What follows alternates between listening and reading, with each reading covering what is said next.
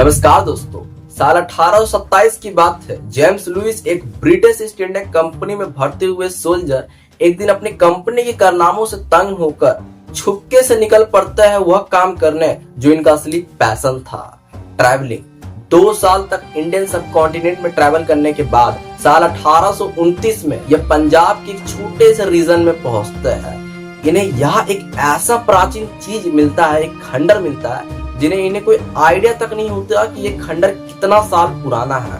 क्योंकि इन्हें हिस्ट्री का बड़ा शौक था तो ये रिसर्च करने लग जाता है, ड्राइंग बनाने लग जाता है। स्क्रीन पे दिए गए ड्राइंग को आप देख सकते हैं, जेम्स लुइस के द्वारा बनाई गई ये ड्राइंग से। सबसे बड़ा सवाल ये है कि सिंधु घाटी सभ्यता का अंत क्यों हुआ।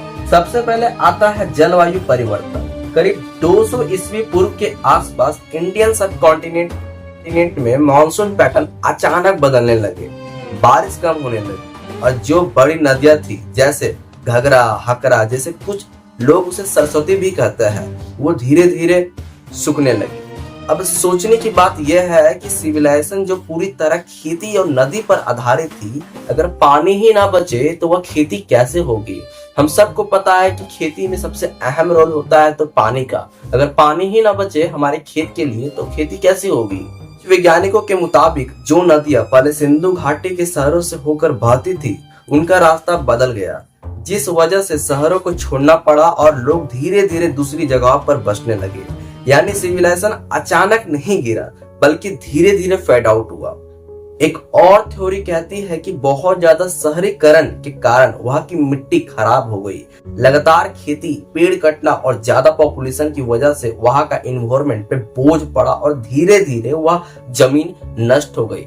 हम सबको पता है अगर जमीन पे हम लोग ऑर्गेनिक कंपोस्ट ना दे, टाइम टू टाइम उसको अपग्रेड नहीं करें तो जमीन की फर्टिलिटी घट जाता है। बिल्कुल वहां की सभ्यता के साथ हुआ था। वहां के लोग सिर्फ खेती करते थे, पेड़ काटते थे, बट वह कुछ कल्टीवेट नहीं करते थे, जिसके कारण कि वहां की मिट्टी की फर्टिलिटी घटते गई और लोग धीरे धीरे विलुप्त होते गए।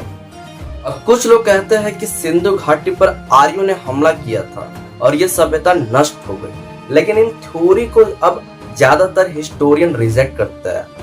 असली में किसी भी एक्सहिबिशन में युद्ध के संकेत नहीं मिले, ना कोई हथियार, ना कोई मास किलिंग के सबूत मिले। इसलिए आज की रिसर्च कहती है कि कोई बड़ा युद्ध नहीं हुआ।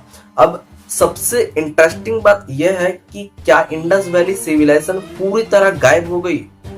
जवाब है नहीं।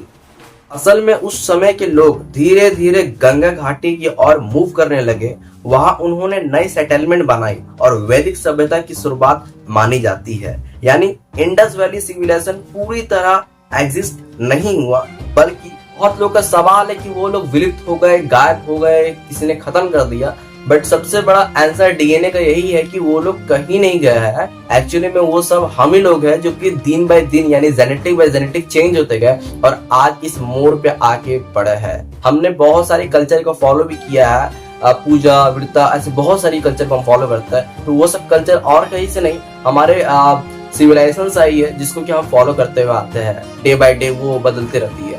अब एक नजर डालते हैं कि वो लोग कितने आगे थे।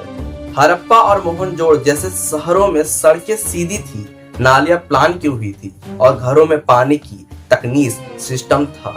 आज भी हमारे कई मॉडर्न शहरों में ऐसी प्लानिंग नहीं है और सबसे खास बात, उन्हें कोई राजा, मंदिर या आर्मी नहीं मिली। यानी ये समाज शायद बिना किसी डायरेक्टर के चल रहा था, एकदम कोऑपरेटिव मॉडल में। अब तक इंडस वैली की स्क्रिप्ट को कोई पढ़ नहीं पाया।